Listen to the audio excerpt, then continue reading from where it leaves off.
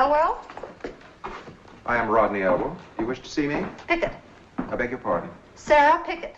Quite so, your name. In any case, I'm late for They class. said for me to come right away. Who said? The agency. The agency? What agency? Well, of course, the detective agency, Sergeant Coonan. Yes, come in, come in. If I come in, does the door get closed?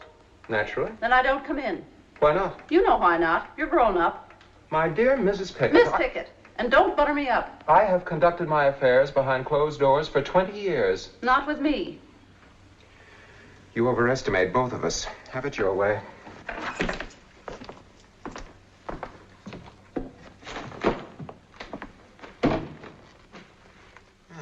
Yes, here we are. You are Rebecca Pickett, is that correct? Sarah Pickett. Quite so. Sarah. Rebecca Pickett is my grandma. Was your grandma? She still is. She's 103. Interesting. She's a liar. Possibly? 108 if she's a day. Probably. Miss Sarah Pickett, you were engaged some 15 years ago by one Noah Pretorius as his housekeeper? That's right. Where? Goose Creek, where I come from. Goose Creek. Goose Creek is a little village way downstate, is it not? Way back in the hills. And at that time, what was the profession of this Pretorius? He was a doc. A doc? He healed people. How? If I knew how, I'd be a doc myself. I mean, what were his methods of treatment? Well, some healers use one thing and some use another. But Doc Pretorius used them all. Once he'd give a powder, sometimes syrup, sometimes pills, sometimes a jab with a needle, and sometimes just talk. Just sit there and talk about a body's misery and talk a body into being well. Like working a miracle. Huh? A miracle worker, too, eh? Well, if my grandma isn't a miracle, what is? Your grandma? 4 times she lay down to die, and 4 times he talked her up on her feet. Told her she was going to live forever. Looks like he was right. Doc, healer, miracle worker, possible hypnotist. Check on narcotics administered. Now, Miss Pickett, are you completely certain that this man's name was Noah Pretorius? Would I make up a name like that? And is this Doc Pretorius by whom you were employed the same man as the famous Dr. Pretorius of this university and this city? Doc Pretorius was already as famous as you can get back in Goose Creek. He had people coming from miles around. But is he now the famous Dr. Pretorius? When you say doctor, do you mean school doctor, out of books? That is precisely what I mean. Can't say. For my part, I wouldn't get caught dead in a room with one of them. Miss Pickett, I am a school doctor out of books. That's one reason why the door is open. This man. Is he the healer? The miracle worker? Is this Doc Pretorius? That's him. Only he looked younger 15 years ago. We all did. Not me. We come now, Miss Pickett, to the most important subject of all. What can you tell me about a man named Shunderson? Who did you say? Shunderson. Hello? It's Hoskins, Professor Elwell. Well, in case perhaps, Professor Elwell, you'd forgotten, the class is still waiting. Oh, yes, Professor, of course.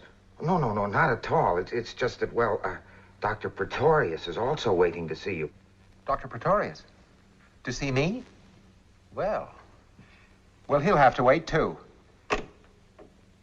But not for long, eh, Miss Pickett? What's the matter with you? What's in this for me, Professor Elwell? I thought that Sergeant Coonan had made it quite clear. He said you wanted some information from me, but also that you were going to give me a job. That's right. What kind of a job? In the dissecting rooms, as sort of a housekeeper. What I want to know is, will the job be worth it? Will the job be worth what, Miss Pickett?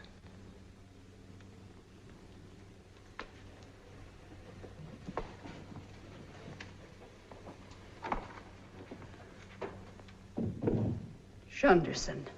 Tell me about him. I didn't know very much. Nobody did. Tell me everything you knew or heard. Every detail.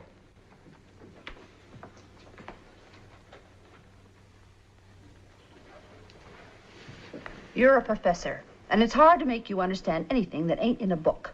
Well, most of what goes on in the world ain't in a book. Spare me your philosophy. What about Shunderson? To begin with, we used to call him the Bat. Did it ever occur to you, Shunderson, that skeletons always laugh? Now, why? Why should a man die and then laugh for the rest of eternity?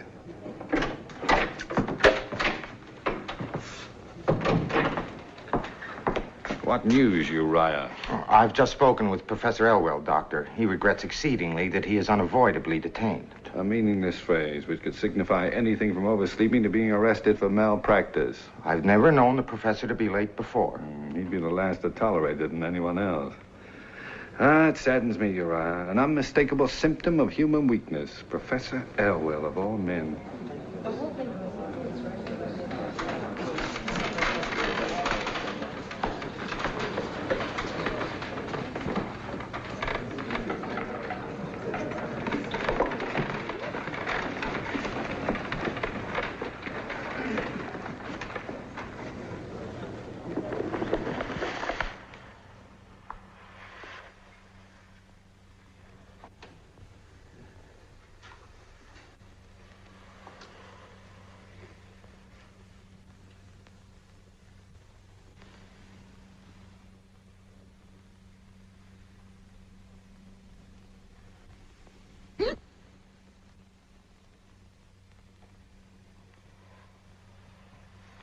Have you your notebooks ready?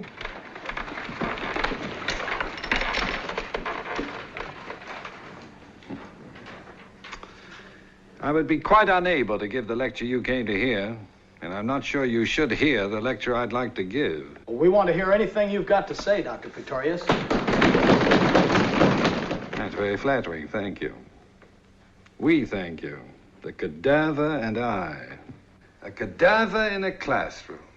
As students of medicine, it's important at the outset that you realize that a cadaver in a classroom is not a dead human being.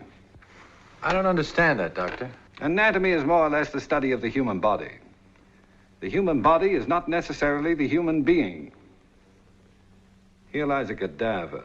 The fact that she was, not long ago, a living, warm, lovely young girl is of little consequence in this classroom. You will not be required to dissect and examine the love that was in her, or the hate, or the hope, despair, memories, and desires that motivated every moment of her existence. They ceased to exist when she ceased to exist. Instead, for weeks and months to come, you would dissect, examine, and identify her organs, bones, muscles, tissues, and so on, one by one. And these you will faithfully record in your notebooks. And when the notebooks are filled, you will know all about this cadaver that the medical profession requires you to know. Oh! Oh!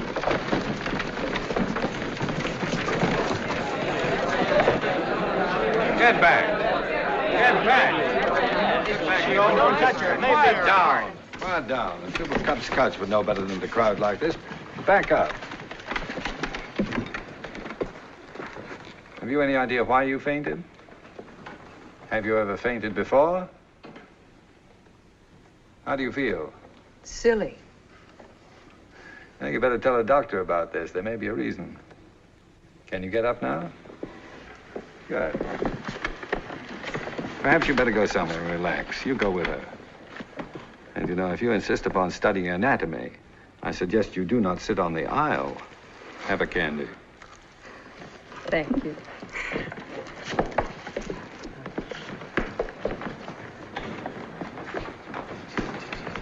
You're not leaving, Doctor. Yes, you are. And please give my thanks to Professor Elwell for the use of the hall. It's been fun. Oh, I can't understand his not being here. It's most unusual. It's an unusual world, Uriah. I understand I've kept you waiting. Please forgive me. It was most urgent business. My business, on the other hand, was the idlest of curiosity. You were going to let me know about a tumor you'd found. Ah, yes. A malignant dysgerminoma. Professor Elwell, you are the only man I know who can say malignant the way other people say bingo. A malignant dysgerminoma. Good day, Professor Elwell. Good day.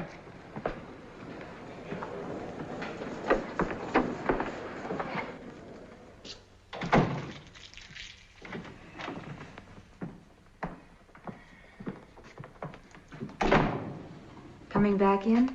Mm-mm. Aren't you going back at all? Mm-mm. Are you going to see a doctor?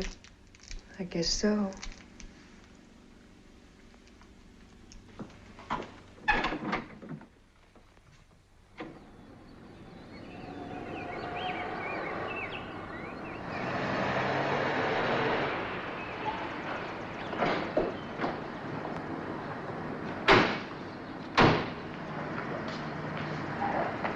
Good morning, Dr. Pretorius. Good morning.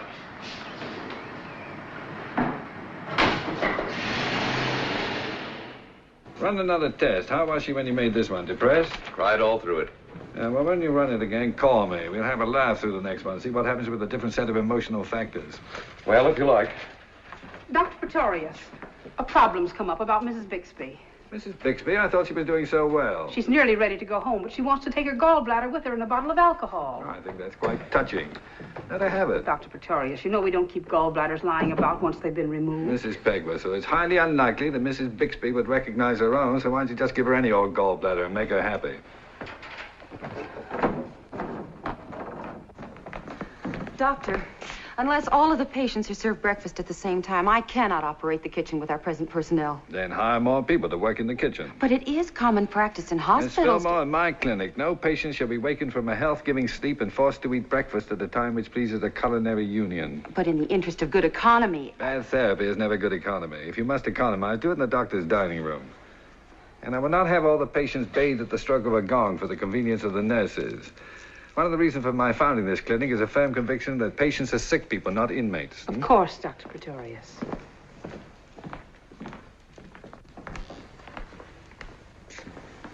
I'll bet I know what you're thinking. Here comes Dr. Happiness, the good humor man. If he tries to cheer me up or help me, I'll hit him with an ice bag, right? Wrong. Not that I blame you. One of the few pleasures of being sick is the right to feel good and miserable, and don't let any doctor tell you differently. I was thinking, it's not much fun when you get to be old. Oh, it's even less fun if you don't get to be old. I want to die.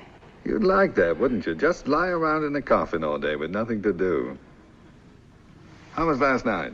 Just fine, Doctor. Well, if we have another good night tonight, maybe tomorrow morning we'll go back into surgery and take another look. Doctor, does it hurt when you die? Not a bit. Where'd you get that idea? They tell me there's so much pain. Oh. Did anyone who actually died ever tell you that? Of course not. Well, there you see. All this silly gossip about dying. You know, I nearly died once. When I was a kid. The doctors gave me up for lost. The nerve of some doctors giving people up for lost as though they'd found them in the first place. Anyway, I was dying, and I was in a coma. You know how it felt? No, how? It was winter at the time. And I felt as if I was flying very slowly in a sled high up in the sky. And the world below was covered in snow and ice and bitter cold. But I was warm and cozy in the back of the sled, wrapped in an ermine blanket. And then I came out of the coma. I came back to life. How'd you feel? Awful. I had a splitting headache and I vomited for 3 days. I've never felt as good being alive as I did when I was dying. You certainly make dying a pleasure, Dr. Pretorius. Well, we'll keep that our little secret, shall we? I wouldn't want that to get around.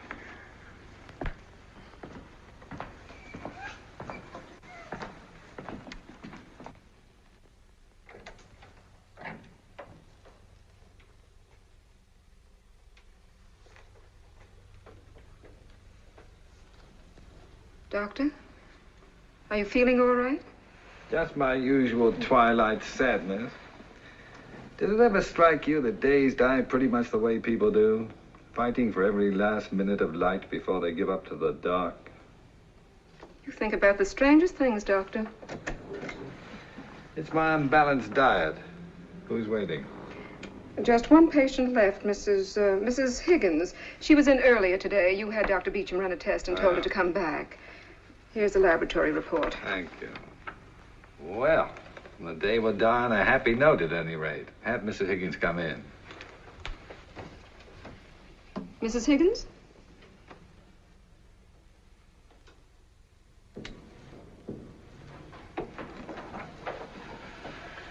Pardon me for getting up. It's the only exercise I take. Sit down, won't you? Mrs. Higgins, as a doctor, it's my duty, if at all possible, to find something for you to worry about. However, I cannot repudiate a laboratory report such as I hold in my hand.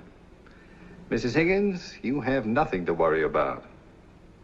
You mean everything is all right? Perfect. Then the fainting this morning, it didn't mean a thing, did it? Nothing out of the ordinary. You might eat lightly, however, on the days you dissect cadavers. Oh, that? I've given that up. I wasn't really a medical student anyway, just sitting in on some courses. Well, I imagine it'll be more fun just sitting home with Mr. Higgins. Yes. Yes, it will be. I can't say how grateful I am to you, Dr. Pretorius. But just a routine examination, after all. I didn't exactly save your life. Thank you anyway. Not at all. Now, Mrs. Higgins, don't forget to have Miss James give you another appointment in about a month. In about a month? To see you? Of course, if you can afford it, it might be preferable to have a regular obstetrician. In that case, there are several I'd be pleased to recommend. But didn't you say that I had nothing to worry about? That everything was all right? It couldn't be any better, Mrs. Higgins. You're pregnant.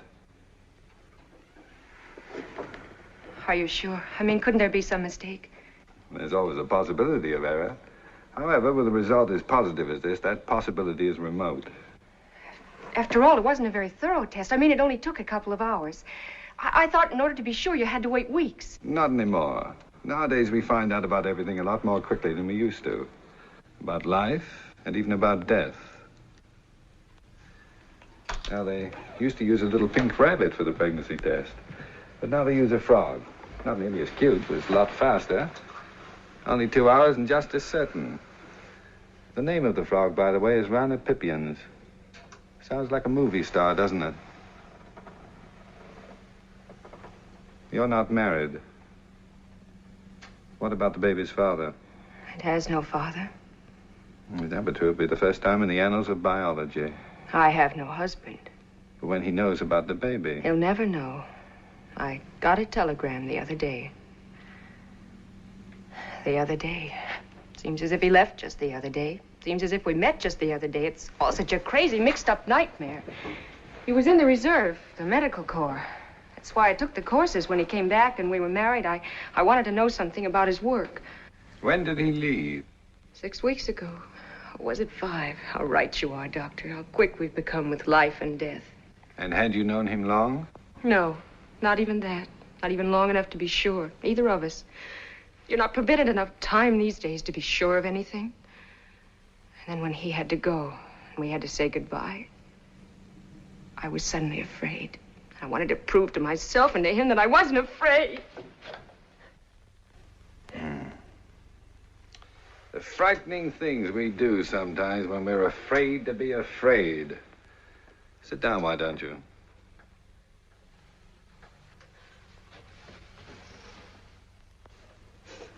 What are you afraid of now? I'm not. Then stop behaving as if fear was something to be ashamed of. Stop being such a pompous know-it-all. You don't even know what I'm crying about. Do you? Yes. Miss Higgins. I can't call you Miss Higgins. What's your first name? Deborah. Blow your nose.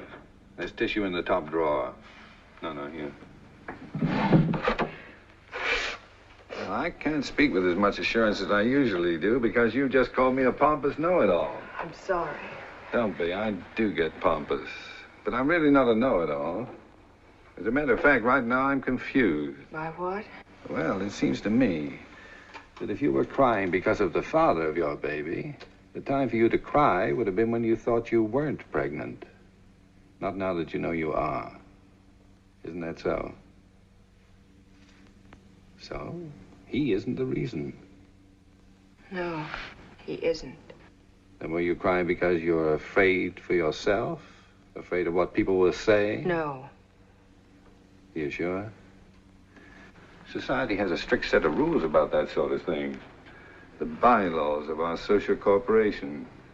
You violated Section A, Article 1. That can bring heavy penalties up to and including expulsion. You really think I'm a coward, don't you? Are you? No. Which brings us to the party of the third part, the baby. Were you crying because of the baby? You can't say there won't be time enough for you to love your baby. And if you're a good mother, to have it love you. It is the baby you're afraid of. In a way. Don't you want it? Of course I do, but I can't have it. I just can't have it. Why not? Why not, Deborah? You couldn't understand. I could try.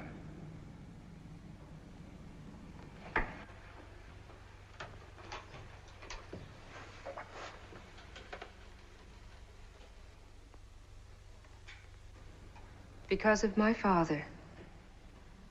You can never tell about fathers. They can be suddenly understanding at the most unexpected times.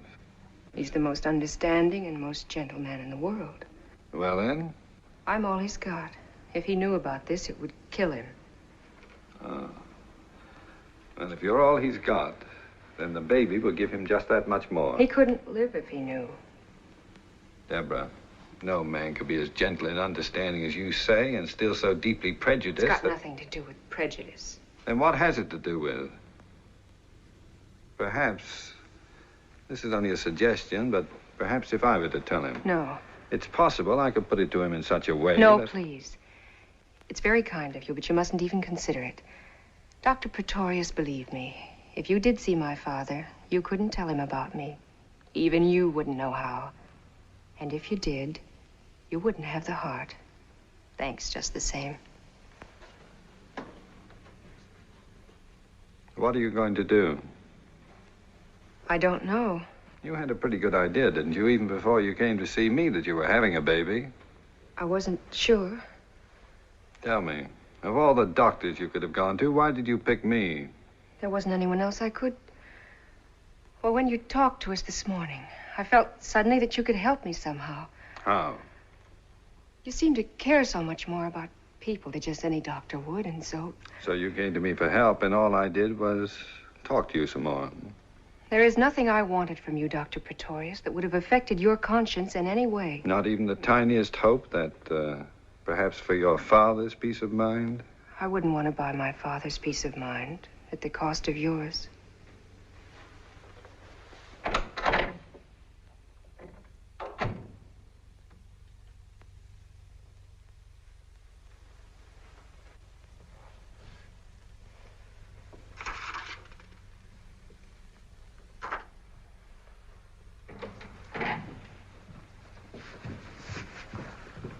Did Miss Higgins make another appointment? Miss Higgins? Sorry, I meant Mrs. Higgins, of course. No, Doctor. She left without saying a word.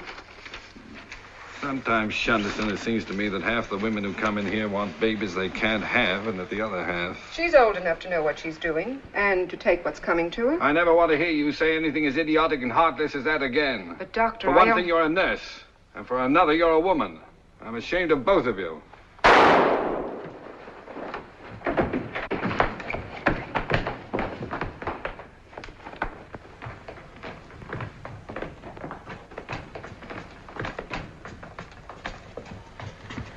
Have her taken to the nearest treatment room.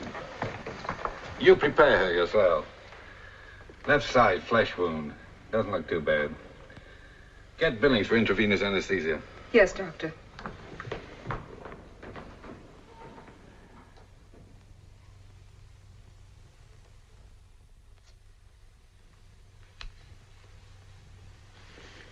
Thank you, Billings.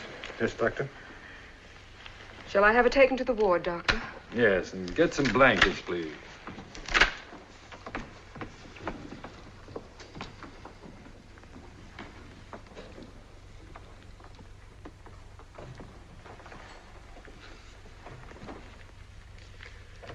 Is it bad? It's a good thing most people haven't the foggiest notion where the heart is actually located. She didn't even come close. Why'd she try to kill herself? I imagine, Shunderson, that when people need help the most, it must sometimes seem as if they're all alone in the world. Isn't that true? Then she'll try it again. She's still all alone. And if there's still nobody to help her, she'll try it again.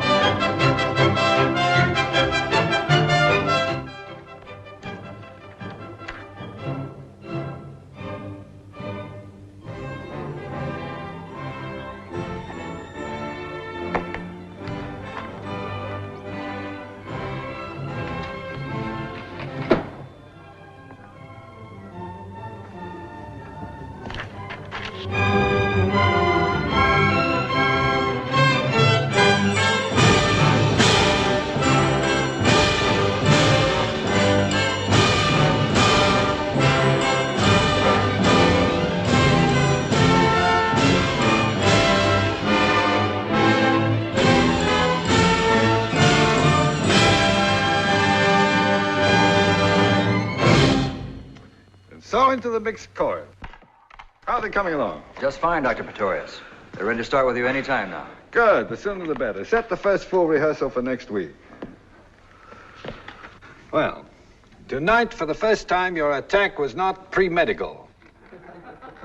The horns did not sound as if they'd been sterilized. The second fiddle still pull a little. You're still inclined to regard the strings as catgut for sewing rather than for playing. And as for the gentleman on the third bull fiddle, Professor Barker, is there any reason why you, Professor Barker, who live so intimately with millions of neutrons and know them all by name, cannot maintain a simple beat on a bull fiddle? Are you referring to me? I do not mean to impugn your academic standing, of course. My dear Dr. Pretorius, I would willingly entrust the life of my sister to your skill as a gynecologist, but I would not let you conduct my 3-year-old nephew to the bathroom. The point is that I am the conductor of this orchestra, that you pay no attention to me. I do pay attention. Very well. We shall see. Start at letter B, please, Professor Barker. Just your part alone. It's going to sound a little silly. After all, the bass viol is not a solo instrument. On the contrary, for one, Serge Koussevitzky has concertized as a virtuoso of the bass viol. Look who's talking about Koussevitzky. Ready?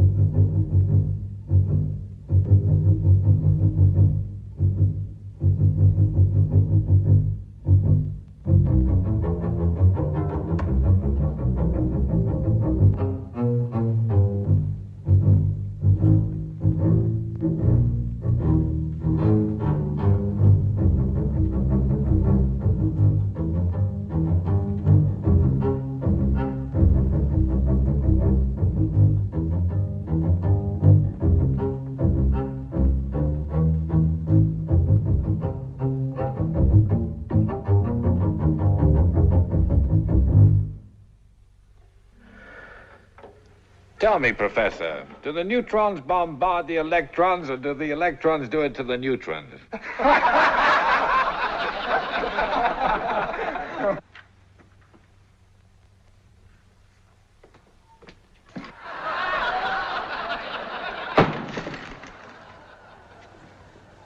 Same time next week. Thank you and good night, all.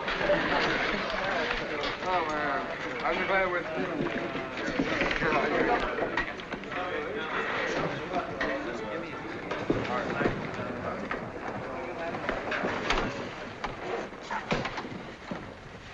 You drive my car home. I'll ride with Professor Barker. Or leave the Canuck first and the rest on the kitchen table. I'll cook them. I don't want you to wait up. You'll make me very unhappy if you don't go straight to bed.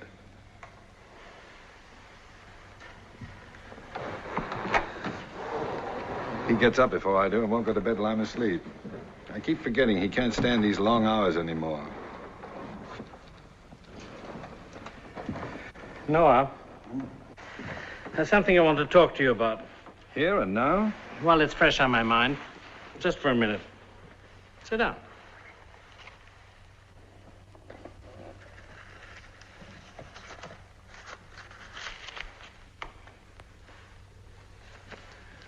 You behave as if you were about to propose. Noah, one of the differences between matter and mankind is that in matter all relationships can be stated, whereas between people they can rarely be put into words. Granted. Now, I want you to know that I'm your good and devoted friend. I've been aware of that for some time, and I am yours. Therefore, I have the right to point out to you that there are occasions when you behave like a cephalic idiot. Also granted. Any particular occasion? Out of a universe full of time and space, only you could pick Rodney Elwell's anatomy class. The good word gets around, doesn't it? Don't take this lightly, Noah. There's been trouble brewing. Talk of rummaging about in your past. Let them rummage. They're spitting into the wind. And all this talk about charges and whatnot, of an investigation. Noah, as a friend, tell me, can Elwell dig up anything in your past that would conceivably discredit you enough to justify, say, a hearing before a faculty committee? How much discredit is enough? I've known you intimately for 10 years, and I can't even guess at what you were up to the day before I met you. Suppose I told you all. Could it affect our friendship? Of course not. I'm glad to hear that. You know, it's not much to have a friend who knows all about you. But one who's a friend even though he's not quite sure, that's worth having. And will you tell me just this? About the bat. The bat? I thought you knew that's what they call him. Shanderson. Who calls him that? Why, the students, the faculty, even the staff at your own clinic. No, I didn't know. There's not a proper name for him. Noah, who is he? A man named Shanderson. Where does he come from? Why is he with you day and night, everywhere you go? I have no right to tell even you anything about Mr. Shanderson. Can Elwell uncover something about his past, or yours, or both, that he can use to make trouble? That depends. Drop me by the clinic first, will you? I want to look in on a patient.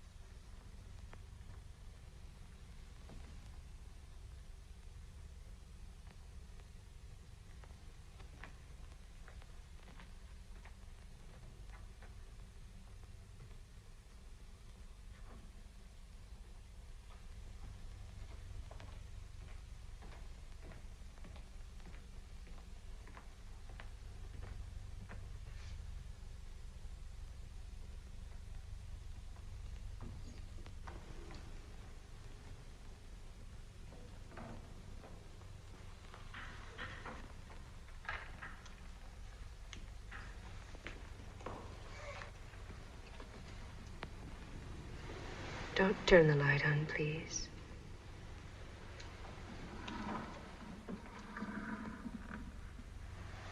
You've been crying again. That doesn't necessarily follow. Well, that's a pretty good guess when a woman wants the light kept off. Either that or her face isn't on. I don't mind being seen without makeup. I don't mind seeing you without makeup. You know all about women, don't you? Not nearly enough. I don't mean just as a doctor. Not even as a doctor. Deborah, I've got something to tell you. And as a pompous know-it-all... I didn't mean that even when I said it. As a pompous know-it-all, it isn't going to be easy. But do you remember the remote possibility that I thought could never occur? About the frog being wrong? Well, the frog wasn't wrong. But you got the wrong frog. It seems the possibility of a laboratory assistant making a mistake is not remote at all. I don't understand. 2 tests were being run at the same time. One had a positive result, and the other negative. Through unforgivable negligence, your report read positive when it should have read negative. Then I'm not having a baby after all. You're not having a baby after all. Sleep well. You've got nothing to worry about. That's what you think. Now what are you crying about? It's just awful. What is? To think I had to go and tell you all about myself and what I did. Now it turns out I didn't really have to. Well, Well, it did you good to have someone to tell it to. But not to you. Why not?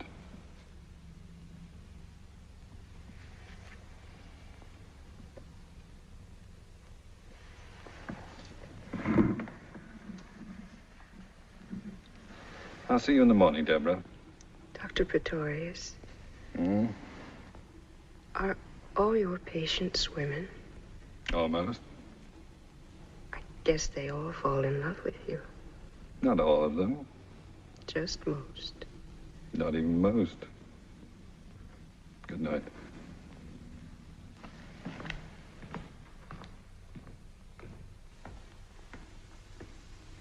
What a mess.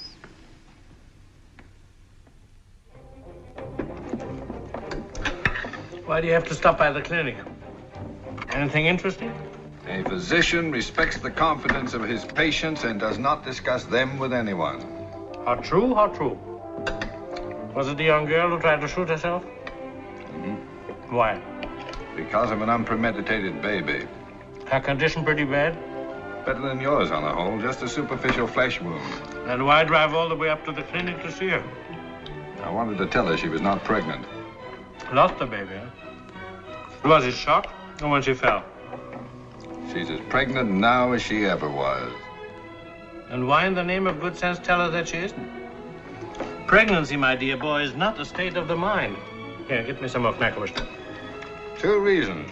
One, to get her a good night's sleep. And the second, to keep her from trying it again until I can find her father and talk with him. What has her father got to do with it? Well, she has an unshakable conviction that the knowledge of what she has done will kill her.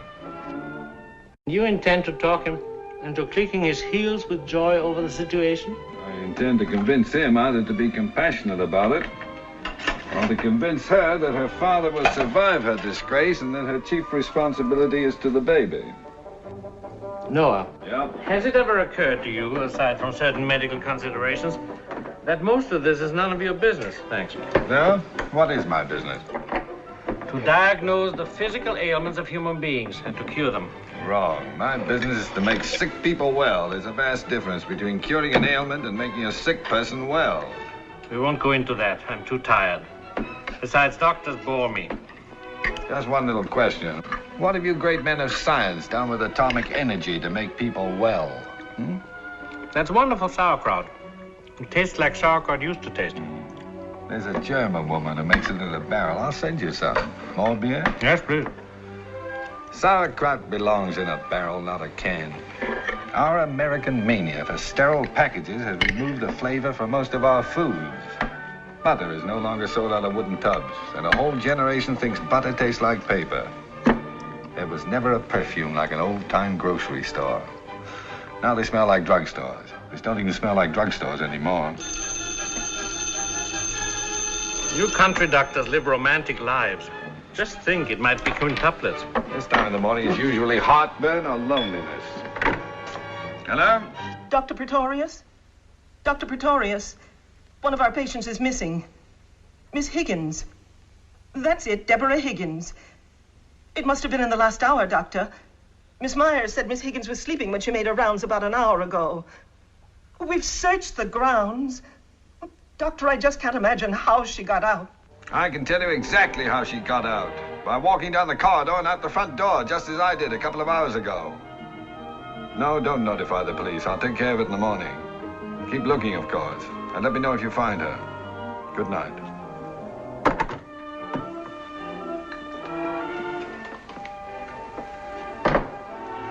Who flew the coop? The young lady we were discussing? Yeah.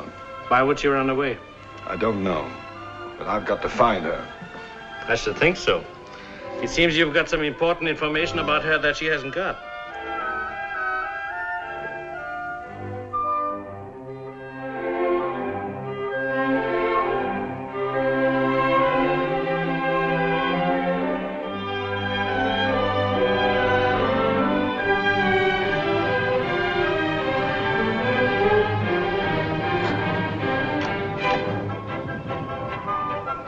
You'd better wait in the car while I ask.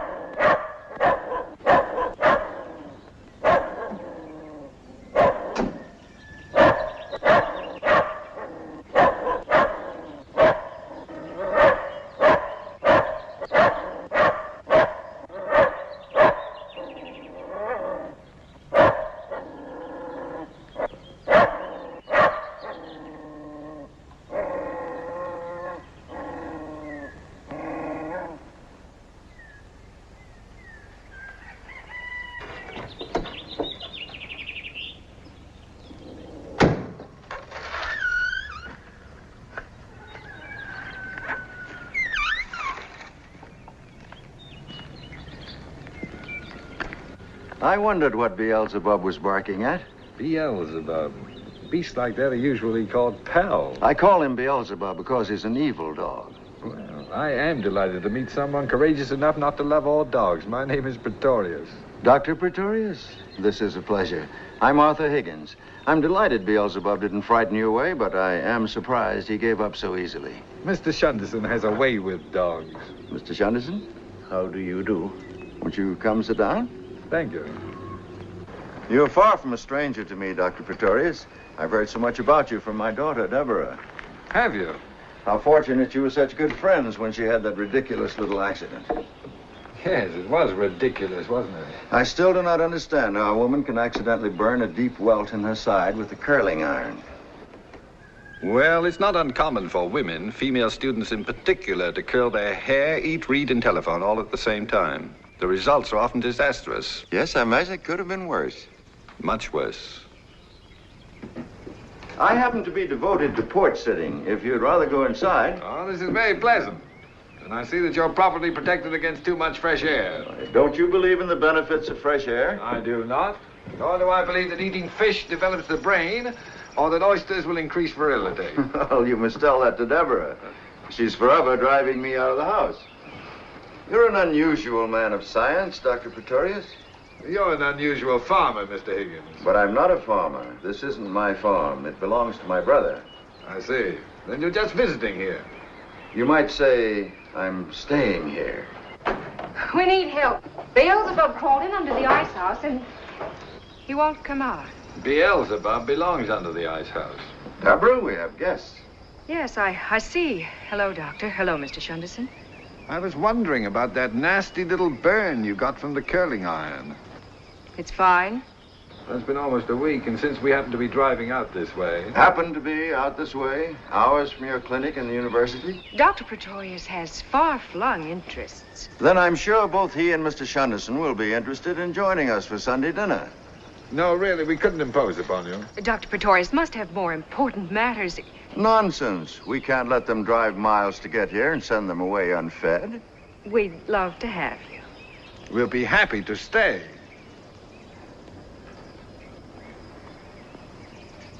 I'll tell Bella. Have you been here long? Your father and I have just been getting acquainted.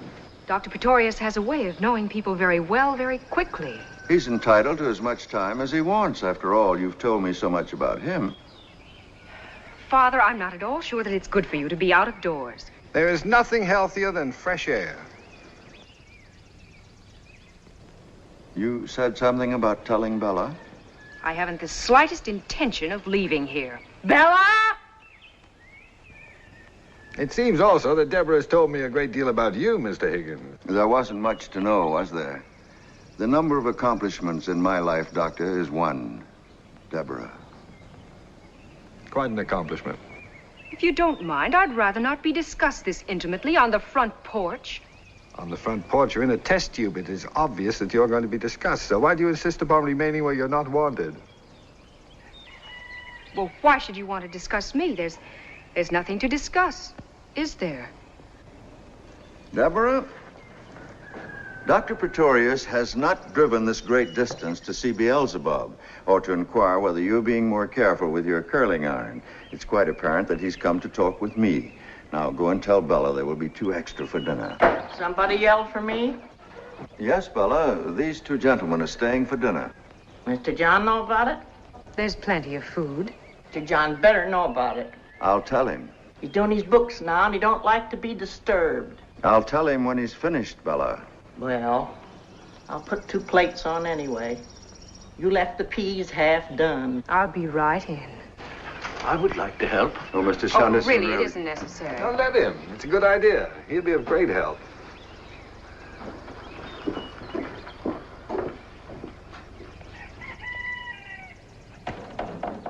May I ask, is Mr. Shunderson your servant?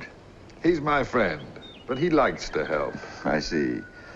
Dr. Pretorius, I referred a moment ago to Deborah as the only accomplishment of my life. I'm sure you were being modest. Oh, she's more than my only accomplishment. Quite simply, she's my only contact with and reason for what is sometimes described as life. If you'll permit a rather lurid analogy, Deborah is my heartbeat. Mr. Higgins, please don't feel that you have to tell me anything. No, I want to tell you about myself for just a moment. I can't say what makes me want to. Perhaps it was Bella's rudeness. Perhaps because I think of you already as a friend. Have you got a match? No. I smoke too much anyway. The Mr. John Bella seems so concerned about is my brother. He owns this farm. He owns the food I invited you to share, the beds we sleep in, the clothes we wear, Deborah's tuition, and the tobacco in my pipe. The pipe is mine. I have other possessions, some scrapbooks, a thin volume of poetry, mine too. It was published, but it didn't sell, of course. And Deborah, and the memory of my wife. I wondered about her. She died when Deborah was very little in London. That's where Deborah was born. What were you doing in London? I did the same thing, Dr. Pretorius, in most of the major cities of the world. I failed miserably at whatever it was I tried to do. We haven't any matches. What? Oh, it's become a nervous habit, I guess. My brother John never left this farm, physically, mentally, spiritually, or in any other fashion. I don't imagine John's been more than 100 miles from this porch in any given direction. When you left the farm, what did you set out to be? Nothing in particular, except to be as far from here as possible. I remained both throughout my life, far from here and nothing in particular. I was an indifferent journalist, a minor poet, an ineffective teacher, a wretched businessman, unable to provide properly for my wife and child, and then not even for just my child.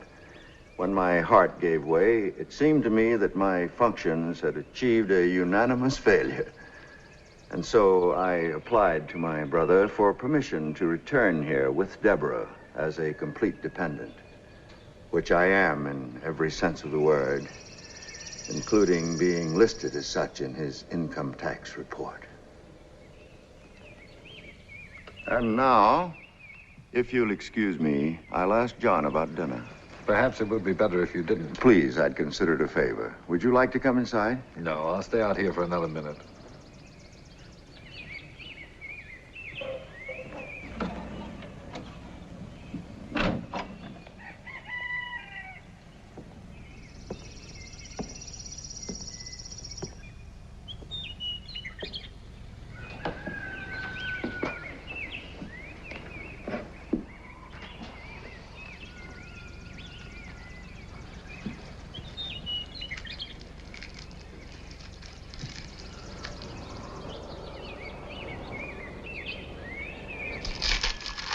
I thought you were helping in the kitchen. The woman didn't want me. I can't say I approve of the company you keep. The dog is frightened and unhappy. He has that in common with most of humanity. It's not going to be easy. What you came here for. Let's go for a walk.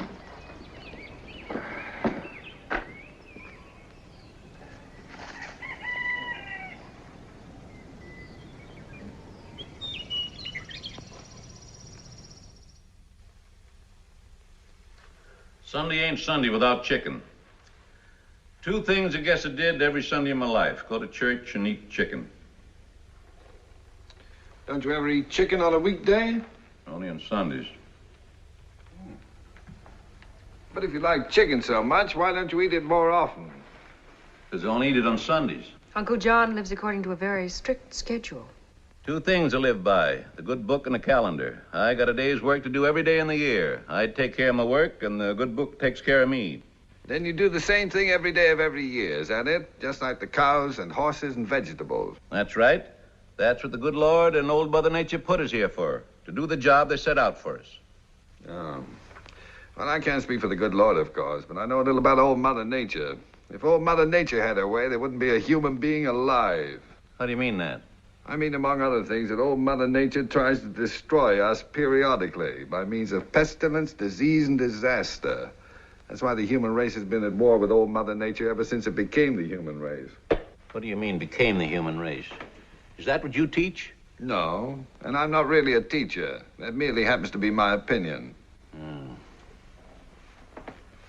You make a lot of money? John, really, I don't think you... I don't mind telling him. Yes, Mr. Higgins, I make a lot of money as a doctor. But then I'm one of the few fortunate ones. I'll say. We got one here in town, works night and day. Hasn't got a red cent. If you had a teacher here in town, he'd be a little worse off than even your doctor. But then the government doesn't pay them for the patients they don't treat or the children they don't teach. Oh, you mean like I get paid for not growing some crops? I never could figure that one out. But then, never asked too many questions about it. Never look a gift horse in the mouth. You? I never look any horse in the mouth. Well, I'm going back to working on my books. Then I'm going to sleep a while till it's time for my radio programs. Off my schedule today, income tax. I ain't complaining, though. Got more deductions than I thought. Doc, do you mind if I put you and your friend down as a couple of feed salesmen? Flattered. Just don't call me Doc. That way I deduct the whole dinner. Every little bit helps. I write it all down in a book. Most of my equipment don't cost me a thing, writing it off year by year. What's it called, Arthur? Depletion and depreciation. Yeah, that's it. Means it's running down. Don't work so good as it did. One thing about teachers and writers and such, they have less bother with their income tax than farmers and oil well owners. That's so? Why? Because their equipment is talent and a highly developed mind. And when they run down and don't work so good as they did, the depletion and depreciation can't be written off their income tax. See what I mean? What's so smart about them? Don't play the radio loud while I'm sleeping, Arthur. No, John.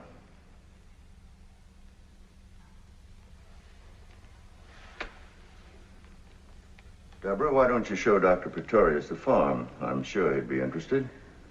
Just a lot of depletion and depreciation, that's all. That's it, before it's all written off. I'll get a sweater and meet you outside.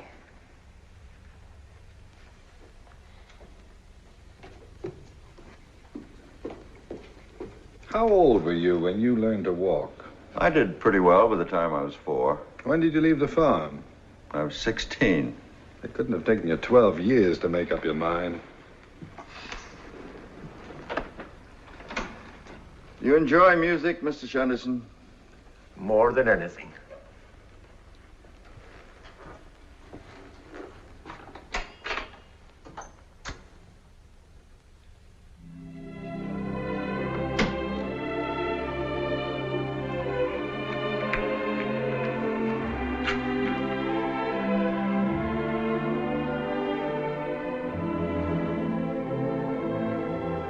Mr. Shenderson, Dr. Pretorius has come here to ask Deborah to marry him, hasn't he?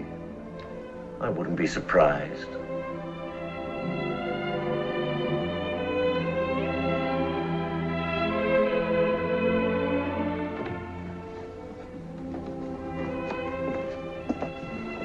This, as you see, is the dairy.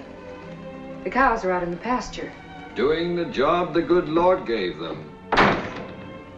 Uncle has 8 cows. That's far more milk, butter, and cheese than what we need. He sells the rest in town. That makes it a commercial enterprise, and he can write off the dairy and the equipment and the cows.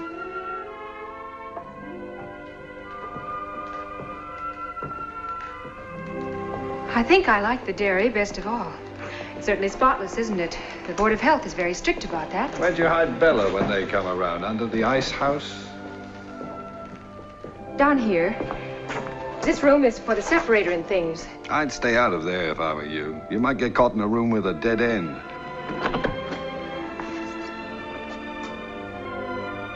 The milk gets certified, you know. According to the amount of butter fat in it. Why did you run away from the clinic? And this, of course, is the separator, where the cream gets separated from the milk. Why did you run away? It works by centrifugal action. It used to be done by just skimming it off. But the cream, being lighter than the milk, rises to the surface. Deborah. Because I had to. Why? I had to, that's all. Why? Because. Why? I had reasons. What? They were private and personal. I don't have to tell you everything. Why?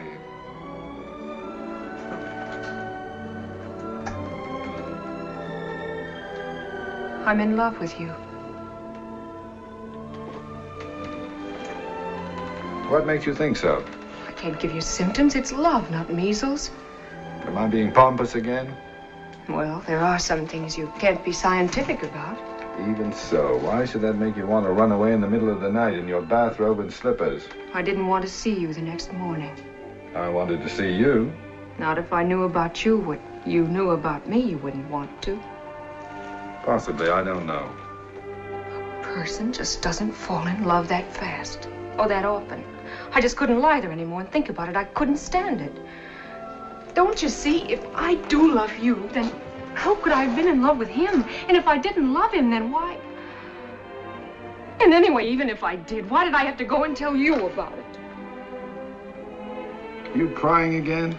No, but I want to run away again. No, no more running away. No, you were right about your father. I couldn't have told him. He'd have understood, but I couldn't have told him. Certainly you couldn't have.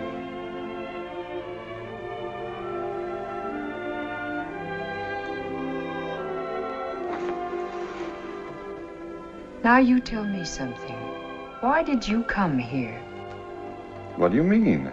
It couldn't have been to talk to my father. Well, as a matter of fact, Because if it was, what about?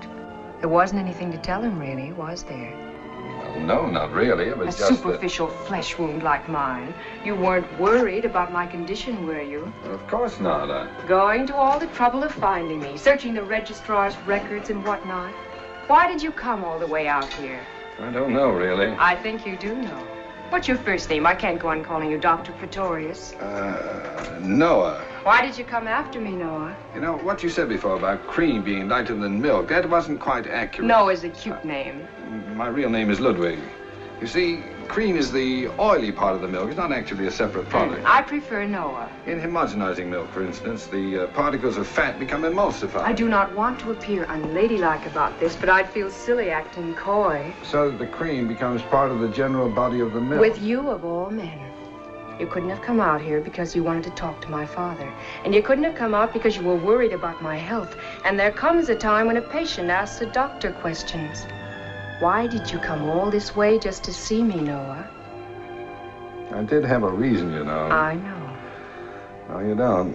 But it doesn't seem to matter at the moment. You're being pompous again at the moment. You'd be surprised how unpompous. Then what are you being?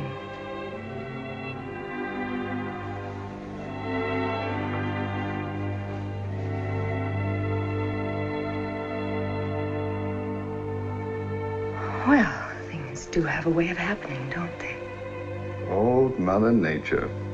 Old Mother Nature knows best.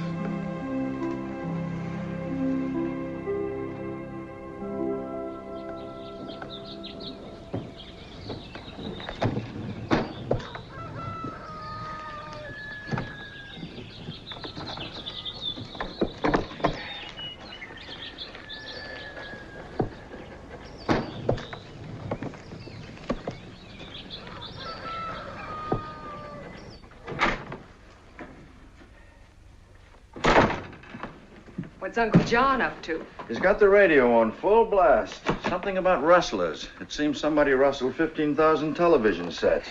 Here, use this.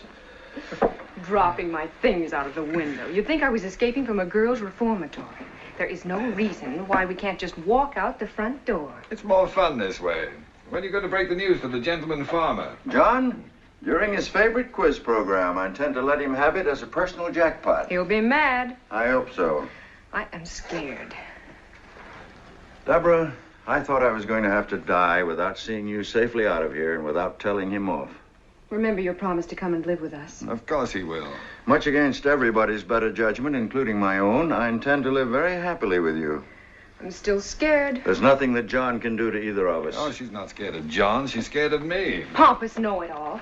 It just so happens that what I'm afraid of is that you don't really want to marry me and that I won't make you a good enough wife. In the first place, I'm not in the habit of marrying women I don't really want to marry. His first name isn't Noah, you know. It's Ludwig. And in the second place, the woman has yet to be born who doesn't in her heart believe she'll make her husband a much better wife than he has any possible right to expect. I just don't want to get married tonight. I don't want a long engagement, but can't I even have one day? We'll be married in New York. That takes 3 days. All right? It's just so I can feel more feminine about it. I must say you're the only man I ever heard of who acts exactly like some poor girl that has to get married. I imagine that as a man, I've come as close to it as any other man who ever lived.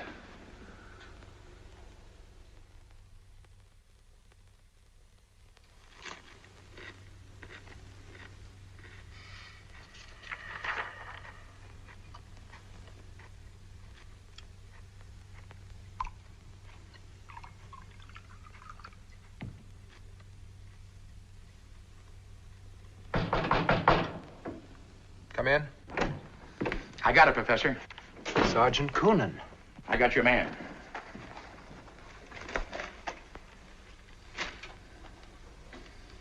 Excellent. Is that the same Shunderson? Very probably. Could you identify him from this? Almost positively. You got to do better than very and almost. My dear man, this newspaper appeared in 1917. The photograph is 34 years old at least. The identification may not be entirely positive, but it satisfies me. We got to be sure. Get me a new picture of this character. There are none that I know of. Mr. Shunderson has always manifested a violent aversion to being photographed, even to snapshots by students. Want me to handle it? Please. Okay. Comes tomorrow, we slap a tail on this monkey. Mr. Coonan, I have spoken to you about this before. I must be able to understand you. Oh. What I mean is, starting tomorrow, we have him followed. Unhappily, it'll have to wait until Monday. Dr. Pretorius is undermining a medical convention in New York and will not return until then. Monday it is. Good luck to you.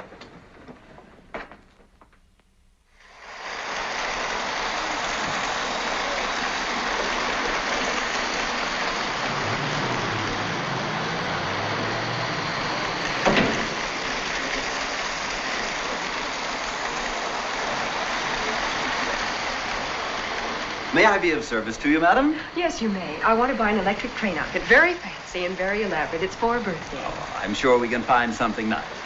May I ask how old is the boy? 41. He'll be 42 tomorrow.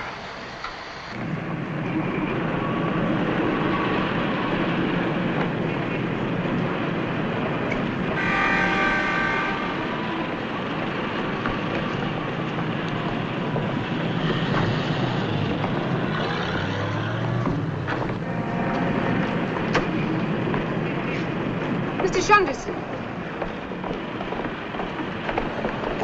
Is anything the matter? No, I thought I saw a friend. Well, if you'd like to go. No, it doesn't matter. Then would you help me with the trains? We've got more equipment than the Union Pacific. Sure.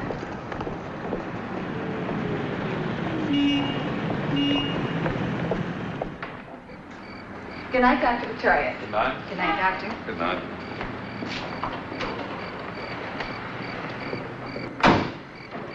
I think you should know. Someone took my picture today. Give me one to wear in a locket around my neck. It wasn't that kind. He ran away after he took it. I see. Perhaps it would be better if I went away, too. No. You've made a great career. You have a home now, a wife, responsibilities. No.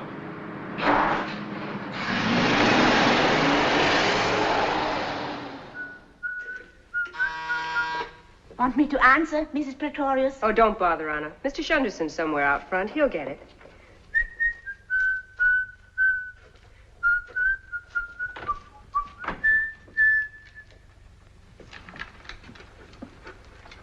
Professor Elwell from the university. At this time of day? What about? He's come to see Dr. Pretorius in very urgent business. Shall I call him? Certainly not. Dr. Pretorius is not to be disturbed. I'll talk to Professor Elwell.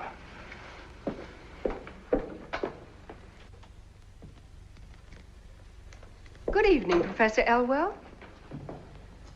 Mrs. Pretorius? This is indeed an honor. I'd heard, of course, of Dr. Pretorius's marriage, but until now I had no knowledge of the extent to which he was to be complimented upon his exquisite taste. Thank you, Professor. How sweet of you to come all this way just to say those nice things. Won't you sit down? Thank you. No, my business is with Dr. Pretorius. A most urgent and confidential matter. And I have no wish to intrude for long upon what seems to be a festive occasion. His birthday. So, these must be happy days indeed for your husband. Unfortunately, they're busy days, too, and at the moment he's in a very important conference. But surely if you were to tell him that a most pressing matter concerning the university... I'm afraid he cannot be disturbed. Mrs. Pretorius, I assure you that it is necessary for me to talk with him. It just is not possible. You're welcome to wait if you like, but I assure you my husband will be in conference until dinner time. I, too, have a home, Mrs. Pretorius. I have come here at no little inconvenience to myself. Exactly what have you come here for, Professor Elwell? I have a message for your husband. Not a happy one, I regret to say. Oh? Well, if you'll give it to me, I'll see that he gets it. I had hoped, that is, I have been asked to inform Dr. Pretorius of it in person. Has the message to do with some confidential information about a patient? It has to do only with your husband. Well, then in that case, it doesn't matter whether I tell him about it or he tells me. A relationship of such mutual trust is heartwarming. Thank you. You understand, of course, that my presence here is a matter of duty, not necessarily personal inclination. You are well known, Professor, as a man without personal inclinations. Thank you. May I have a glass of water? On the table. Help yourself. It's so beautifully arranged. Just drinking some water won't hurt it. You're extremely generous.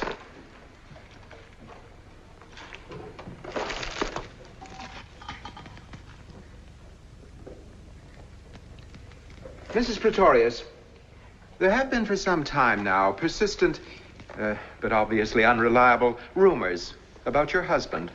About women? About the circumstances under which he has practiced medicine. About his methods. And certain events, both past and present. Oh, that. And in view of certain disclosures, unfounded, of course, which have come to light recently concerning both Dr. Pretorius and his most intimate associate. My husband is intimate, only with me. The dean of our university has asked me to present to Dr. Pretorius a list of the charges that have been brought against him. Who brought these charges? Dean Brockwell invites your husband to disprove these charges. In confidence, of course. Should your husband be unwilling to accept this offer of a private hearing, then the dean will have no recourse other than to summon Dr. Pretorius before a faculty committee for an open discussion of the charges in question. They must be pretty serious. What are they? I'm not privileged to reveal them. But you know what they are. Unhappily, I do. This must be a great strain on you, Professor. The performance of one's duty in a profession founded upon such high standards of honor, dignity, of learning and ethics. One thing you can be sure of, my husband isn't going to sneak into the dean's office to clear his name in private. You'll drag those nasty, vicious rumors of yours right out into the open and get rid of them in the open, where you've been spreading them. Mrs. Pretorius, you're not being objective. We are discussing my husband, not a kidney. You are also leaping at conclusions. All rumors need not necessarily be vicious and nasty. It depends upon the viewpoint. I am pretty well committed to one particular viewpoint, Professor. Quite so. Well, I must be going.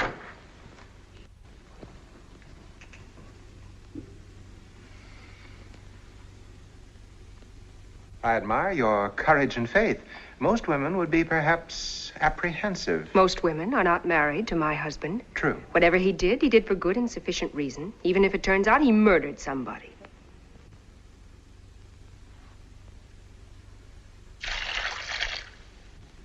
I have never had occasion to envy Dr. Pretorius. May I say that I envy him you? You have that right under the Constitution of the United States. Will you show the professor to the door, Mr. Shunderson? He's leaving.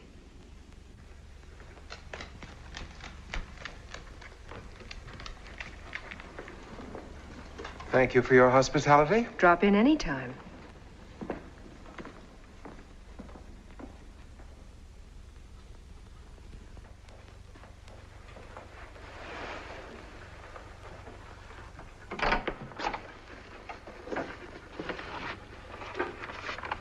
Give this to the miracle man.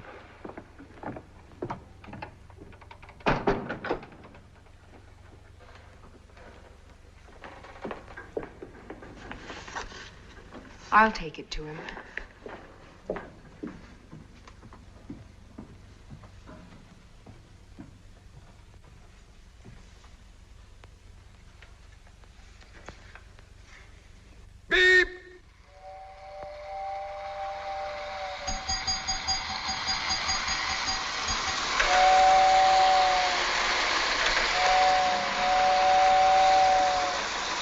Beep, beep.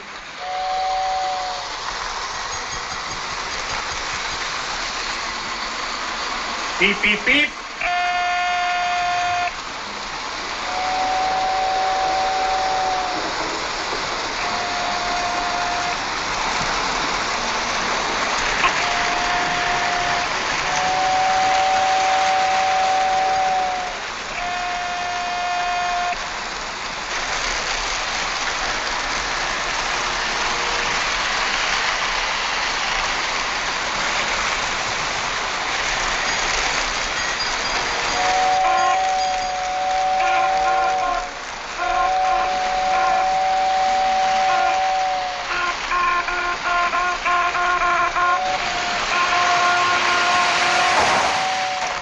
What was that?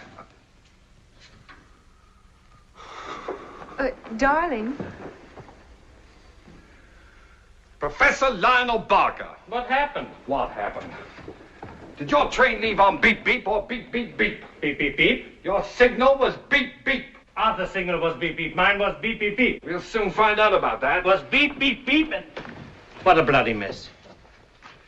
And whose fault is it, my fine atomic friend? You can't go around smashing everything you see. You know everything isn't atoms. Yes, it is. Not for smashing it isn't. Not in my house and not my train. Deborah, get out of the way before Professor Barker smashes you. He's on a smashing bed. Darling. Beep, beep, beep. Those were your orders. What was Beep, your beep, signal beep. to dispatch Beep, your beep, train? beep. Beep, beep. I told you so. Mine was beep, beep, beep. Beep, beep. Arthur, yours was beep, beep, beep. Beep, beep. Beep, beep, beep. Beep, beep. Now, look, they're my trains, and I'm the chief dispatcher. I know how I set them up. Beep from me, beep, beep from you, and beep, beep, beep from Arthur. What difference does it What make? difference does it make? Look at this disaster. In case of disaster, the responsibility remains with the chief dispatcher. And in a catastrophe like this, he either resigns or blows his brains out. I refuse to be held accountable for the inability of two idiotic assistants to remember two simple signals. I consider your high-handed refusal to accept the testimony of two responsible men as worse than idiotic. Under the circumstances, I consider it criminal. Your signal was beep, beep, beep, and you know it was beep, beep, beep. Noah! Deborah, I leave it to you, but remember, you're Deborah, my wife. I am your father. Yes, and I'm not a related warning to you you. by blood These or trains marriage, were so you supposed must to leave rely these upon your various willing- rooms you at see, various what times. happens? Follow I train told routes you on these first, tracks, and I then had return to the business box. genius. As That's soon my as fault. he began to issue...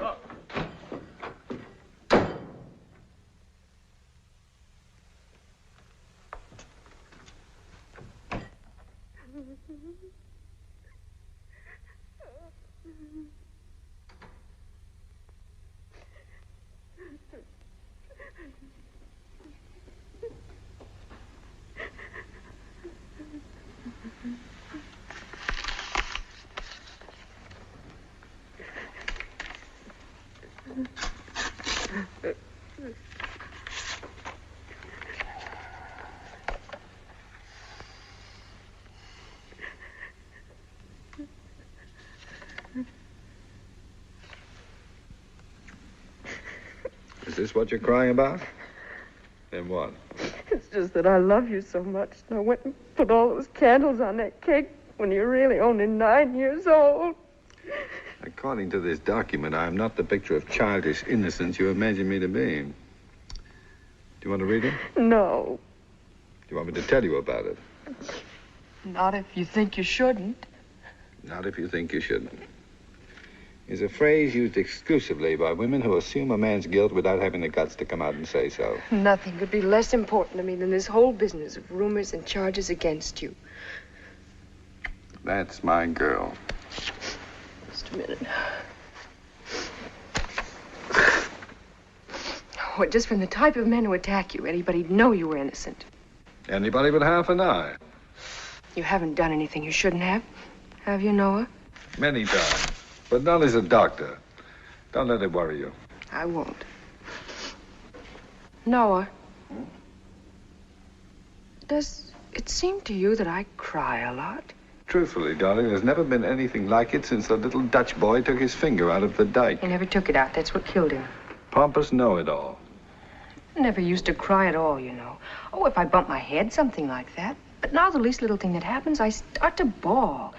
Why do you suppose it is? Why do you suppose it is? Well, I get upset so easily these days, and I used to be, well, if anything, sort of calm, even placid about things. What did you say the name of that frog was? What frog? The one that gets pregnant in 2 hours. The frog doesn't get pregnant, darling. It just shows certain indications. Well, I'm beginning to show certain indications. Anyway, I think I am. I feel so silly talking to you about it. No, I understand. It's the kind of thing you'd rather discuss with a doctor. I don't pretend to be an expert about such things, but I've always thought I was a fairly normal adult young lady who knew roughly what every fairly normal adult young lady should know. Right now, I feel like a kind of idiot Elsie Dinsmore. What seems to be your problem, Mrs. Pretorius? I'm confused. I can't figure anything out. I'm all mixed up. Heaven knows, after all I've been through these past few weeks, I've got a right to be, but not this mixed up, not this confused. Married exactly 2 weeks and 3 days. Noah, darling, forgive me for being little Nell from the country about this, but is it possible that I could be having a baby already? Little Nell, Elsie Dinsmore, or Catherine the Great. It is entirely possible. Well, if it's possible, then you should be the first to know. It is also probable. Do you mind? Comes the dawn, I'll stand on that windowsill and crow. Comes the dawn next December, you'll be walking the floor with it. Next September. December, dear. September. Now you're getting mixed up. This is April. December. September. My dear Dr. Pretorius, unless they've changed the rules about how long it takes, or unless there's a new way to count, I make it December. Oh, there's nothing wrong with the way you're counting. You're just not starting back far enough. Well, how can I possibly start any farther back than... No. Oh, no.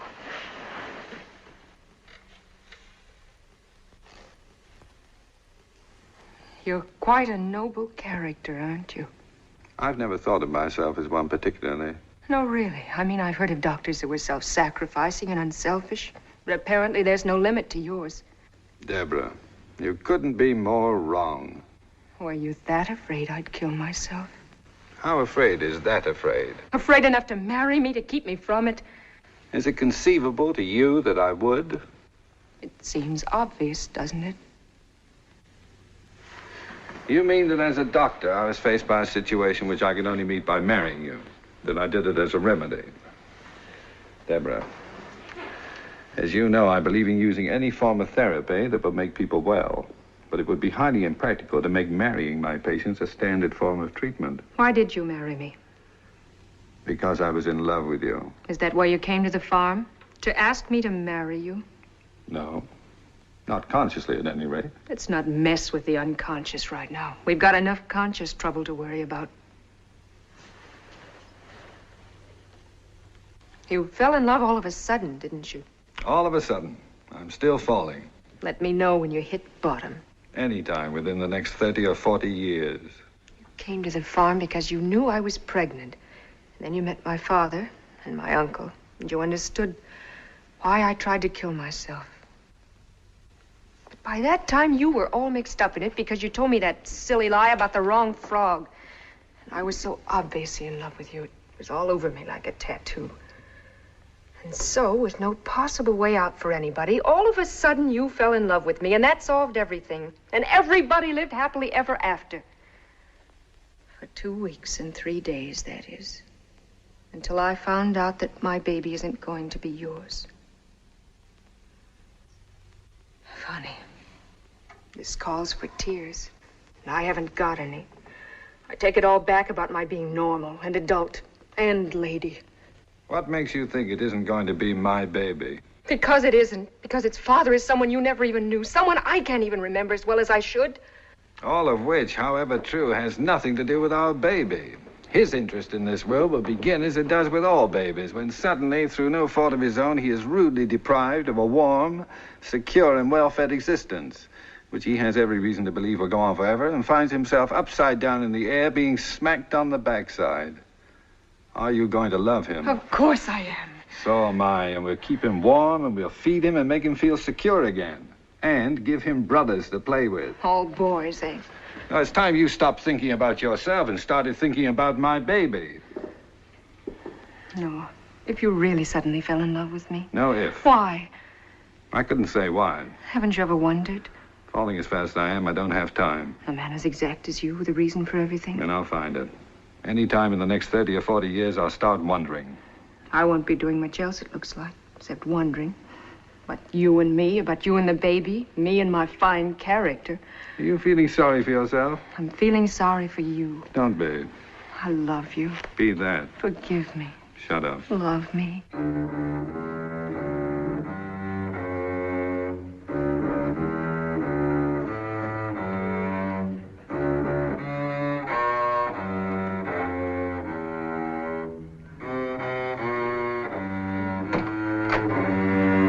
Dinner is served. I have forbidden you to bring that disgusting echo chamber into my house. As your friend, it is my duty. Am I not the master in my own house? To provide for your wife some contact with a world of sensitivity of which you have no knowledge. Here, here. A happy birthday to you. Happy birthday to you. Happy birthday, dear Noah. Happy birthday to you.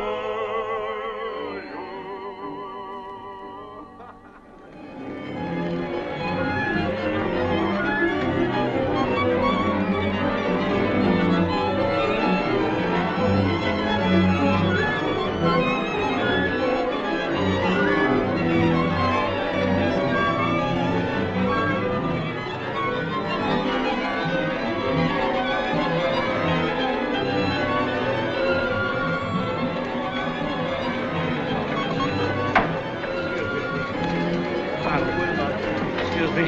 Sorry. Pardon me. Lionel, Oh, I'm late. the hearing must have started. Why aren't you there? No, not yet, but in a second. Now, you mustn't be nervous. There's nothing to be worried about. Oh. Just see to it that they get it over with quickly. Such nonsense. May I?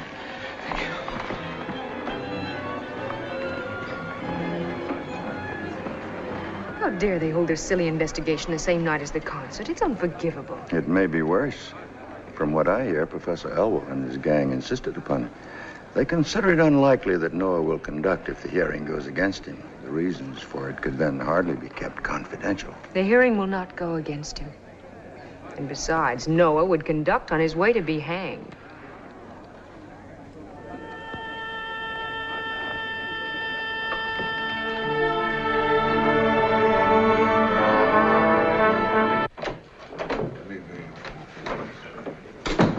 Terribly sorry, gentlemen. It was unavoidable. My apologies. Well, now that we're all here, shall we begin? It is my intention, gentlemen, to conduct this hearing informally. Dr. Pretorius, wouldn't you like to sit closer? Thank you. I prefer to remain as remote as possible. I suggested it merely to avoid having our discussion take on the appearance of a trial. I appreciate your thoughtfulness, but I consider this trial to be a trial. I have no intention of regarding an investigation of my methods and myself as a cozy little chat among friends. Hear, hear. Huh?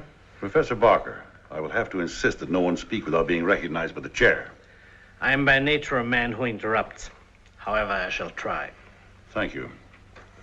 Dr. Pretorius, may I suggest to begin with, in order to avoid both the embarrassment and time involved in examination, that you give of your own accord a pertinent account of your life and professional activities prior to your arrival in this city and this university. I prefer to be questioned. Why? Because I do not intend to tell things about myself of my own accord, which are nobody's business but my own. They are the concern of the entire medical profession. Be recognized. You too, Professor Barker. Your objection is understandable, Dr. Pretorius. Professor Elwell, you may begin your questioning. My colleagues have appointed me to speak in their name. I hope I may prove worthy of what is not only an honor, but a grave responsibility. Dr. Pretorius, will you stipulate and agree to abide by the verdict of this committee? I would do nothing of the kind. Why not? Because I don't know what the verdict will be. The verdict will affect you seriously, whether you agree to abide by it or not. Then why ask idiotic questions to which you already know the answers? One horse on you, Elwell. Will you admit that in 1936, you were a highly successful quack and miracle healer in a remote little village in the southern part of this state? I will admit nothing of the kind. Where did you live in 1936? In Goose Creek. Would you describe Goose Creek as a thriving metropolis? It is a remote little village in the southern part of this state. Exactly. And what was your source of income in Goose Creek in 1936? My practice. You practiced openly? I was available to anyone at any time. I mean to say, did you set up practice as a doctor of medicine? When I came to Goose Creek, I had my degree as a doctor of medicine. I did not, however, display my MD upon my door. Upon your shop door? I beg your pardon, his shop door. Isn't it true, Dr. Pretorius, that in that remote little village called Goose Creek, you opened a butcher shop? An honorable trade, if ever there was one. In itself, unimpeachable. But what did you sell in your butcher shop? Meat, at cost. At cost? Without profit? Then how did you make your living? I made sick people well. Uh-huh. Mm-hmm. Why should that startle you? I still do. Do you deny that at that time your patients were under the impression that you were a butcher and not a doctor? Do you prefer the impression given to their patients by so many of our colleagues that they are doctors and not butchers? Bravo, bravo. Dr. Pretorius, won't you admit that your practice flourished in Goose Creek because you took advantage of the ignorance of its backward inhabitants, of the pathetic willingness of those poor people to rely upon a belief in miraculous cure rather than scientific knowledge, and because of the readiness with which so many people will prefer the glamorous quack to the licensed practitioner? Despite your definition of a quack as someone who does not practice medicine according to your rules, Professor Elwell, the fact remains that a quack is an unqualified person who pretends to be a doctor. I was a licensed practitioner and therefore not a quack. And as to the willingness of those so-called ignorant and backward people to rely upon the curative powers of faith and possibly miracles too, I consider faith properly injected into a patient as effective in maintaining life as adrenaline, and a belief in miracles has been the difference between living and dying as often as any surgeon's scalpel. That is not the issue under discussion. It is precisely the issue. Whether the practice of medicine should become more and more intimately involved with the human beings it treats, or whether it's to go on in this present way of becoming more and more a thing of pills, serums, and knives, until eventually we shall undoubtedly evolve an electronic doctor. The issue at hand is quite simply that you amassed a fortune by treating sick people who believed that you were a miracle-working butcher. I could not have amassed that fortune unless I had made an enormous number of sick people well. All this folderol, as I see it, has got nothing to do with the ethics and honor of our profession. It has everything to do with envy of one man's genius for healing the sick, of his use of remedies you can't prescribe by in bottles or apply with a knife. Call Pretorius a psychiatrist, high priest, voodoo, medicine man, witch doctor, anything you like. But don't investigate him, gentlemen. Learn from him. Professor Barker, it was understood you would not interrupt. I'm sorry.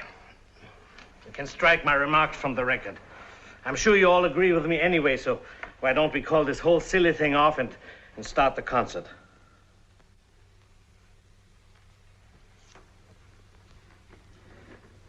It would interest me, Dr. Pretorius, to know why you ever left this lucrative practice in Goose Creek, and under what circumstances.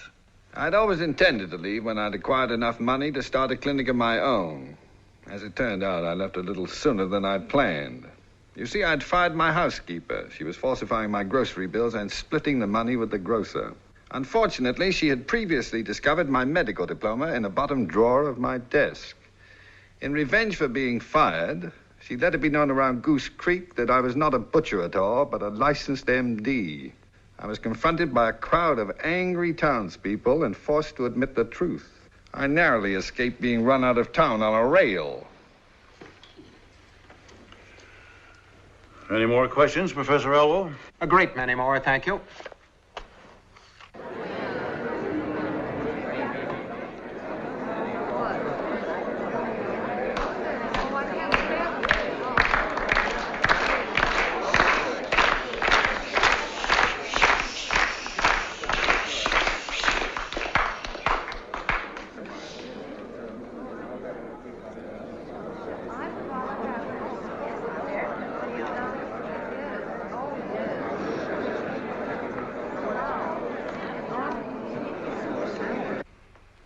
Professor Barker, May I point out that these monkey shines are seriously delaying the concert of our student orchestra? Our concern here is the future good and welfare of our students as doctors of medicine, not as troubadours. Were you recognized? Professor Barker, we're all concerned about the delay of the concert.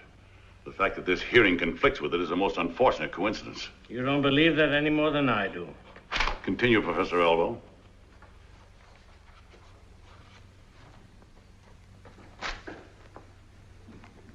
Dr. Pretorius. I thought you'd forgotten me. Who is Shunderson? I take it you mean Mr. Shunderson. Mr. Shunderson is my friend. Is he associated with you professionally? Not as a professional. He helps at whatever he can. He is also employed in your home as a manservant or butler, is he not? I do not employ him at all. He works at whatever he pleases, where he pleases, and when. He is never very far from your side, or for long, it seems. Rarely. Dr. Pretorius, what was Mr. Shunderson before you knew him? I refuse to answer that question. What were the circumstances under which you made his acquaintance? I refuse to answer that question.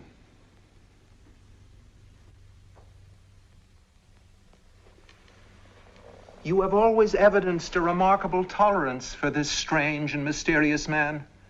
His qualifications have been questioned. His blundering and slow-wittedness have caused complaint, and yet you have protected him at all times to the fullest extent of your authority. His qualifications concern no one but me, since his responsibility is to no one but me. As to his so-called blundering and so-called slow-wittedness, perhaps I overlooked them because I know the reason for them. And is the reason of so delicate a nature that you cannot divulge it even here? I have no right to divulge it anywhere. May I suggest to you then, Dr. Pretorius, that your refusal to divulge it is not out of loyalty to Mr. Shunderson, but is due to some unsavory and dishonorable coercion upon you, because the reason, which has been so delicately characterized here, has to do simply with Mr. Shunderson having been a convicted murderer.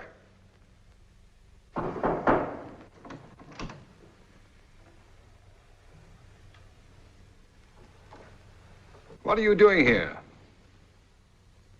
I was listening through the door. I protest against this highly irregular, unethical, and probably prearranged eavesdropping. Elwell, you can use more words more unpleasantly than any irritating little pipsqueak I've ever known. Gentlemen, I suggest we leave the saloon floor and return to a more academic level of behavior. I want to tell my story. He'll never tell it. But what you want to know about me has nothing to do with him. Well, let's hear it by all means. Okay. Certainly, Mr. Shunderson.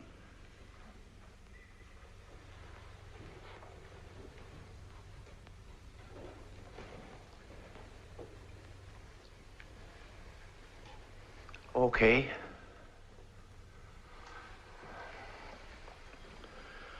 I'm not a fancy talker. I don't know a lot of words. That alone is a welcome relief. Well, now, Don't start with well now. Where should I begin? Tell them when you were condemned to death for murder. The first time? Of course. Well, the first time was in Canada in 1917. It was Christmas. It wasn't a very Merry Christmas. Don't editorialize, just tell the facts. I had a sweetheart and a friend. We were very close, the three of us. We went everywhere together. Well, this one time we went mountain climbing. My sweetheart couldn't climb very high, so she stayed behind at a hotel while my friend and I went on. We didn't get very far before we started to argue. I don't remember what about. We always argued, as friends do. But this time he hit me with a rock. So I hit him with one. Not too much detail. Anyway, we had a bloody fight, and he ran away. So I went back to my sweetheart. She was waiting in the lobby of the hotel. She didn't even say hello. She took one look at the blood on my clothes and saw that I was alone and started to scream, "Murderer, murderer." That was how I found out that my sweetheart and my friend were sweethearts. Who saw to it that you were arrested and charged with murder? Oh, my sweetheart, of course. Her testimony and the blood on my clothes were enough. I was found guilty of murdering my friend, and I was condemned to death. But because nobody could produce the corpse of my friend, living or dead, my sentence was commuted to 15 years at hard labor. And was the corpse of your friend never found? I found it myself. After I served out my full 15 years at hard labor, I found it accidentally. I was walking past a restaurant in Toronto. I happened to look in the window, and there was the corpse of my friend sitting at a table eating a bowl of soup. I think it was pea soup. Immaterial and irrelevant. Well, I went in and spoke to my friend in a very friendly fashion. I asked him very nicely where he had been for 15 years and why he never admitted that I didn't kill him. His answer, gentlemen, was unsatisfactory. So I hit him in the face with the bowl of soup. Then I hit him with a chair. Somebody called a policeman. The policeman had a club. I took the club away from him, and it was with the policeman's club I finished up on my friend. I tried to explain to the policeman that if I was committing a crime, it was a crime for which I had already paid the penalty. He arrested me anyway. You were released, of course. No, I was tried for his murder again and sentenced to death again. But how could you be tried twice for the murder of the same man? The prosecutor insisted that this was not the same murder. The first time, no dead body was produced as evidence. Well, the prosecutor was very fair about it. He was willing to admit that my first conviction was probably a miscarriage of justice, but even though the first jury made a mistake, he said I didn't have the right to commit a murder just to correct that mistake. He demanded the death penalty, and I was condemned to death. But this time you were pardoned. No, this time they didn't even commute my sentence. You see, the fact that I killed my friend with a policeman's club made it a very serious crime. Then, will you tell us, Mr. Shunderson, how did you manage to escape? I didn't escape. Well, what happened to get you out of it? Nothing. I was executed. Executed? This is absurd. It was on the morning of the 29th of February, 1932. A leap year. It was a gray and rainy morning. The hangman put the noose around my neck. And then we had to wait because some official forgot his glasses. They held an umbrella over me so I wouldn't get wet. And then the official's glasses came. He read something. The minister prayed. I closed my eyes and thought of my mother. The floor went out from under me, and that was that. I must protest against this fantastic and childish assault upon our intelligence. You be quiet. Then what happened? The next thing I felt was a finger with a rubber glove on it. It was in my mouth, pressing down on my tongue. I bit it, and somebody yelled. I opened my eyes, and that was the first time I saw Dr. Pretorius. Only he wasn't a doctor then, just a medical student. I think I can make this next part of the story clear to you. At the time all this happened, I was just finishing my studies as a medical student. I was also keeping company, as they say, with a young lady who happened to be the hangman's daughter. Both the hangman and his daughter were generous and sympathetic. The hangman, in particular, was sympathetic to my desire as a student of anatomy to have a cadaver of my own. Now, knowing that Mr. Shunderson's body would go unclaimed, because certainly no one was ever more alone in this world than poor Mr. Shunderson was, the hangman managed to send it to me immediately after the hanging, along with a sweet note from his daughter. I was delighted, of course. But not for long. I soon found out that Mr. Shunderson was still alive. You must have been furious. He told me his story. We put some pig iron in the cheap wooden coffin that he'd arrived in, and had it buried in a charity graveyard.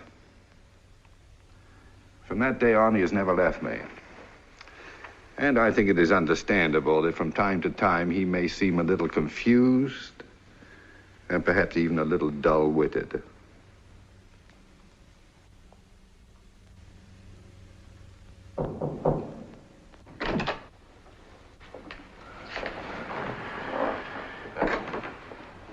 I don't mean to intrude too much, gentlemen, but I'm sure that by now you must have made up your minds. Deborah, a wife simply does not come barging into a room when her husband is being investigated. After all, if he's innocent, he's late for the concert. And if he isn't, well, he'd better start conducting anyway, because he may have to earn his living at it. I am of the opinion the hearing is at an end. Do you agree, Professor Elwell?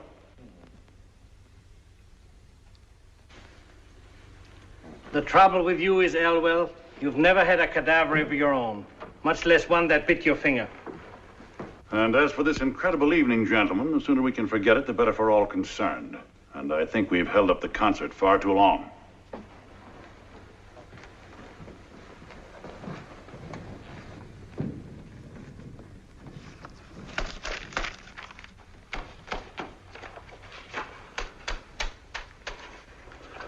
Professor Elwell, you're a little man. It's not that you're short, you're little in the mind and in the heart. Tonight you tried to make a man little whose boots you couldn't touch if you stood on tiptoe on top of the highest mountain in the world. And as it turned out, you're even littler than you were before.